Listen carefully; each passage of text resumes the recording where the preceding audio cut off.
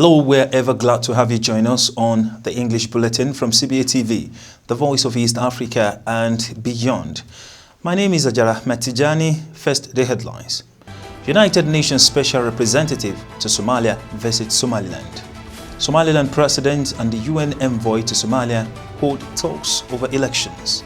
Somalia international partners commend Dusha Mareb Conference. Ethiopia plans to vaccinate 20% of the population in 2021. Tunisia president kicks against cabinet reshuffle.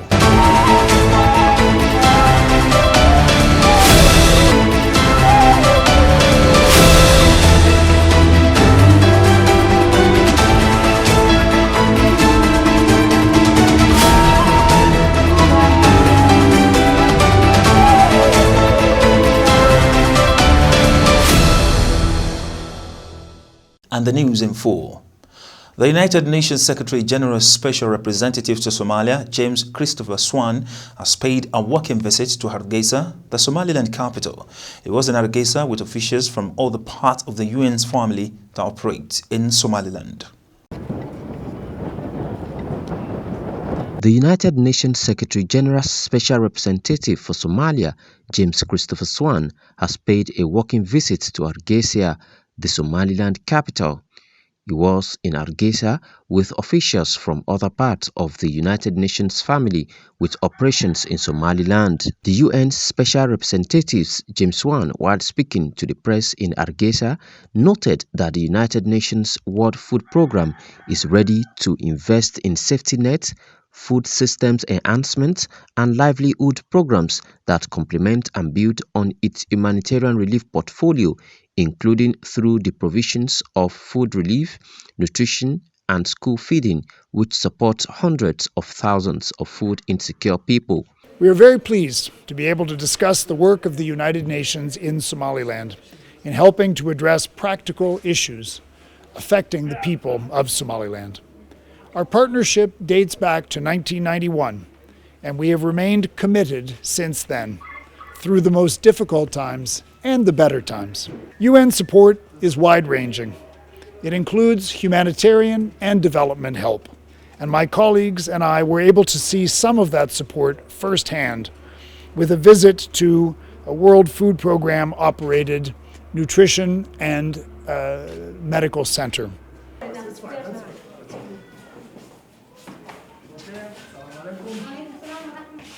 Speaking on the humanitarian assistance to the refugees, Mr. Swan noted that the United Nations High Commission for Refugees, UNHCR, is mandated to safeguard the rights and well-being of refugees and other displaced people, and this will continue with renewed interest.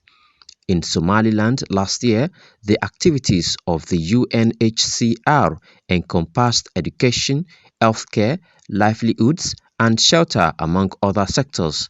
While speaking on recurrent climatic shocks, he said the UNICEF has been working with Somaliland authorities to build resilience among communities in drought-prone areas. Specifically, UNHCR has provided support in rehabilitating and equipping schools, rehabilitating and equipping health centers, including Hargeisa and Berbera hospitals, and offering business grants and vocational training. To date, 18 permanent water systems have been built and rehabilitated across Somaliland, reaching over 200,000 people. And these are in addition to the UN Habitat program, supported by the European Union, to construct the new pipeline from the Gedeble well field to Hargeisa. The UN Special Representative James Swan was accompanied by the country director of the United Nations World Food Programme, WFP, Cesar Arroyo, the representative of the Office of the UN High Commission for Refugees, Johan Sifiente, and the country program manager for UN Women, Sadiq Sayed. Kamel Sadiq, CBATV. Follow-up to that report on Wednesday, Somaliland President Musabe Abdi received in his office the United Nations Special Representative to Somalia, James Swan. The two leaders discussed Somaliland's preparation for the upcoming parliamentary and local council elections. Musa Bihi, Somaliland President, has met with the UN Special Representative to Somalia, James Swan, who has been on working visit to Hargeisa for the past few days. Somaliland's preparation for the forthcoming parliamentary and local council elections in the country was the main agenda of their meeting. According to UNSOM, in remarks of the meeting with Somaliland's President Musa Bihi, James Swan highlighted the World Party's support for the people of Somaliland and welcomed the upcoming elections. The UN Special Representative to Somalia expounded that all Somaliland's partners look forward to these elections and look forward to the National Electoral Commission's work facilitation successful elections at the end of May. I'm pleased to learn of the progress toward both parliamentary and local elections. All of Somaliland's partners look forward to these elections. We welcome confirmation this week by the Gurti that the elections will be held on the 31st of May. All indications from the National Electoral Commission are that the technical work in preparation for the elections is well advanced. Voter registration has been a major exercise, but has been carried out in a comprehensive manner, reaching out across the regions. We look forward to the National Electoral Commission's work facilitating successful elections at the end of May. We urge an inclusive and transparent process. Earlier on Wednesday, the UN envoy had visited the headquarters of Somaliland's National Electoral Commission, where he had discussions with some of its commissioners. He said that all indications from the National Electoral Commission that their technical work in preparation for the elections is well advanced and the voter registration has been a major exercise, but has been carried out in a comprehensive manner reaching out across the regions. On Tuesday, the House of Elders agreed that the country's parliamentary and local council election is to take place on 31st May of this year, as proposed by the President and the Electoral Commission along with the political parties. Somaliland political parties have strongly welcomed the country's House of Elders' endorsement of the election's timeline set by the National Electoral Commission and the national political parties. Somaliland Vice President Abdurrahman Abdullahi Sali'i has launched a national rainwater harvesting conference which is intended to encourage people to take advantage of the rainwaters during rainy seasons.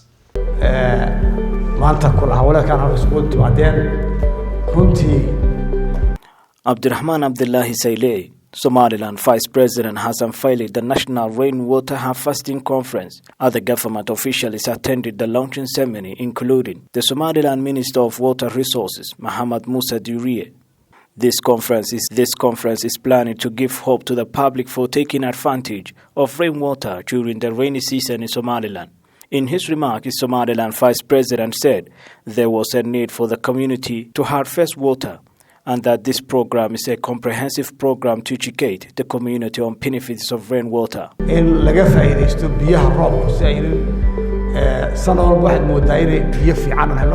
important that we take advantage of our annual rain. Every year, we receive a good percentage of water.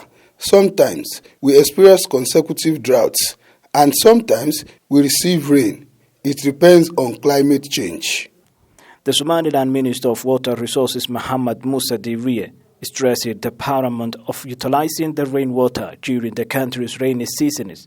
He also promised that his ministry will extend this project to other regions and districts of Somaliland. We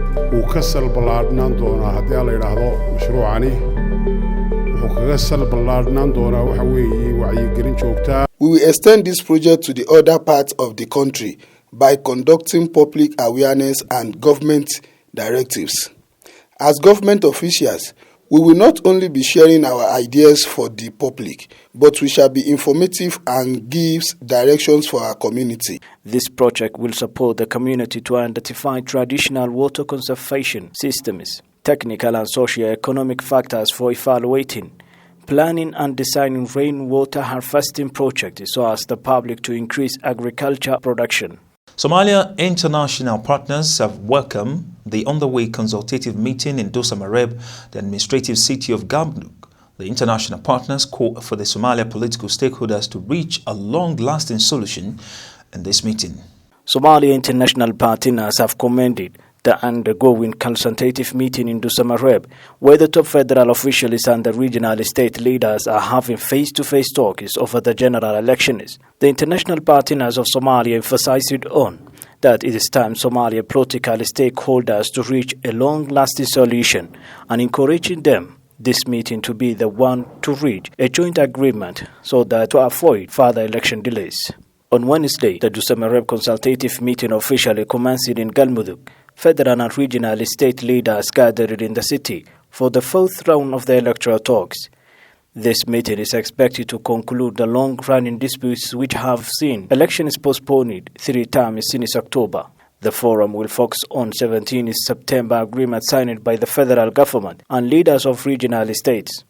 The Somalia President Mohamed Abdullahi Farmajo, Prime Minister Mohamed Hussein Roble, leaders from the federal member states and the governor of Banadu region will be the key participants of this meeting. The Agricultural Ministry of the Federal Republic of Somalia declares state of emergency over locust invasion in Somalia, particularly southern regions. State-run broadcast Somali National Television said on its official Twitter account. The Agriculture Ministry of the Federal Republic of Somalia declared a state of emergency over locust invasion in Somalia, particularly southern parts. State-run broadcasters said on its official Twitter account, Somalia is currently facing humanitarian needs never witnessed before following in COVID-19 outbreak, floods and locusts. The UN's Food and Agriculture Organization had warned that its entire fleet of anti-locust aircraft in Kenya and Somalia could be grounded due to a funding shortfall of $38 million. The intensity of East African desert locust outbreak has also been blamed on climate change, with a focus of Cyclone Gati in the Indian Ocean, which made landfall on Somali coast, the FAO said. In a statement, it warned that rains and winds are two of the most favorable conditions for desert locusts to multiply rapidly and spread to areas where they had been under control. Dominique Bergen, the FAO's Director of Emergencies and Resilience, told reporters that the huge desert locust swarms in 2020, some as wide as 60 kilometers, had not been seen in decades, threatening food security in a region where many were already going hungry. And the 2021 swarms have been said deadlier. 15 out of 47 countries in neighboring Kenya have been hit by the second and deadly wave of locusts that came through Ethiopia and Somalia. The Kenyan government announced that most of the new swarms came in through southern Somalia. Just like in Somalia, the counties hit by deadly swarms have arid and semi-arid lands where most people are nomadic pastoralists who rely on livestock for a living. Ethiopia is planning to vaccinate 20% of its population against the COVID-19 pandemic by the end of 2021, said the country's top health expert. Speaking to an agency, Moluken Yohannes, a senior advisor to Health Ministry, said a national coordinating committee and a task force have been set up to ensure vaccination. Further, the country is actively engaged in a unique global alliance representing more than two-thirds of the world to ensure that developing nations get vaccines equitably in terms of both access and cost. The alliance includes the World Health Organization, the Coalition for Epidemic Preparedness Innovation, Global Alliance for Vaccines and Immunization, Gavi, the Gates Foundation, and 191 countries to raise financial support for accelerated research and development, production, and globally equitable access to COVID-19 vaccines. Ethiopia is part of COVAX AMC, a grouping of 92 low and middle-income countries seeking financial assistance to procure COVID-19 vaccines. Africa Exim Bank has already approved $2 billion as a pre-order guarantee to its members to purchase the vaccine. Moluken said the logistics issues are presenting a bigger challenge and Ethiopia needs an adequate supply of all the accessories and auxiliary necessaries to conduct the vaccination successfully, such as syringes, gloves, sanitizers, and many other inputs. Moluken said the National Committee and the task force are currently deliberating on the logistical aspects as well as putting together other key components such as creating awareness about the vaccines, crisis management and framing regulations. Ethiopia is expecting to import 42 million doses of COVID-19 vaccine soon to begin inoculation from March or April. Our test kits and protective materials, medical protective materials, and medical clothes for medical experts to be distributed to Ethiopia and the rest of Africa. All 54 countries will get their own share, and Ethiopian Airlines is going to start distributing tomorrow because time is of the essence. These materials have to reach at the right place to protect the population. Health officials in the country say that inoculating just 20% of the population will not lead to herd immunity and total insulation from the virus. They say total insulation can be achieved only after the vaccination of 60 to 70% of the population. The African Union Center for Disease Control (CDC) and Prevention. Still in the same region, a conflict in Ethiopia's Tigray region could trigger broader destabilization in the country. United Nations aid Chief Mark Lowcock told the Security Council on Wednesday as he warned that a dire humanitarian situation in the north was set to worsen. A conflict in Ethiopia's Tigray region could trigger broader destabilization in the country, UN Chief Mark Lowcock told the Security Council on Wednesday as he warned that a dire humanitarian situation in the north was set to get worsen. Hundreds of thousands of people in Tigray have not received help, and the United Nations has been unable to completely assess the situation because it does not have full and undivided access. According to Lowcock's notes for the closed virtual briefing of the 15-member Security Council, he said there were reports of increasing insecurity elsewhere, which could be due to a vacuum created by the redeployment of Ethiopian troops to Tigray, and that the United Nations was concerned about the potential for broader national and regional destabilization. Ethiopian Prime Minister Abiy Ahmed ordered airstrikes and a ground offensive against Tigray's former ruling party, the Tigray People's Liberation Front, after regional forces attacked federal army bases in the region on November 4th. The TPLF withdrew from the region capital, Mekelle, and major cities, but low-level fighting has continued. In the region of more than 5 million people, thousands of people are believed to have died and 950,000 fled their homes since the fighting began. The UN Secretary General Antonio Guterres was seriously concerned over the situation in Tigray, a UN spokesman said late on Tuesday. Lowcock said Abiy's government controls 60% and 80% of the territory in Tigray, but does not have full command of ethnic Amhara and Eritrean forces also operating in the region. Dozens of witnesses say Eritrean troops are in Tigray to support Ethiopian forces, though both countries deny that. The United Nations has received reports that police are operating at a fraction of their previous capacity, and Lowcock said he could confidently say that if protection and aid were not successfully increased, then the humanitarian situation would deteriorate. He said there were troubling accusations of sexual and gender-based violence. Several senior UN officials recently visited Ethiopia to push for greater access to Tigray. Lowcock said he was hopeful that there would be concrete progress in coming days to allow aid to be scaled up. Rwanda says its capital city, Kigali, will remain locked down for 7 more days in a move to contain the spread of COVID-19. Rwanda says its capital city, Kigali, will remain locked down for 7 more days in a move to contain the spread of COVID-19.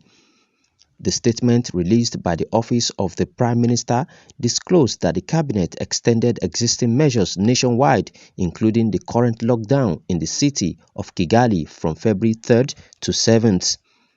Restrictions on the movement of people have started slowing infections, with the country's positivity rate, which is currently at 5.4% as of Tuesday, down from 7.5% before the lockdown. According to the statement, public offices will remain closed, with employees requested to work from home except those who offer essential services. Private businesses will, however, resume with essential staff at not more than 30% capacity.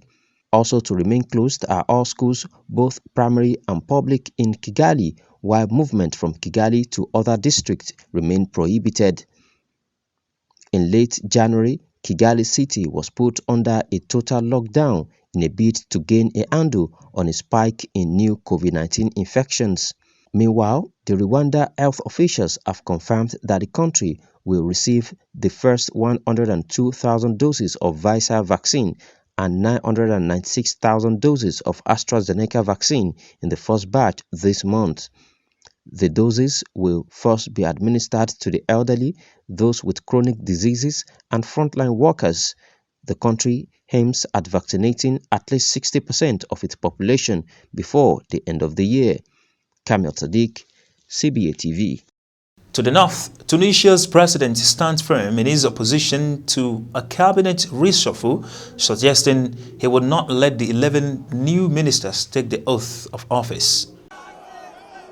Tunisia's parliament last month had approved a cabinet reshuffle that deepened the conflict between the prime minister and the president. President Kayas condemned the absence of women among the new ministers and said some likely new cabinet members may have conflicts of interest. We are ready for all the solutions, but I won't back down from the principles. I'm ready for dialogue, but I'm not ready to talk with those who have robbed the Tunisian people.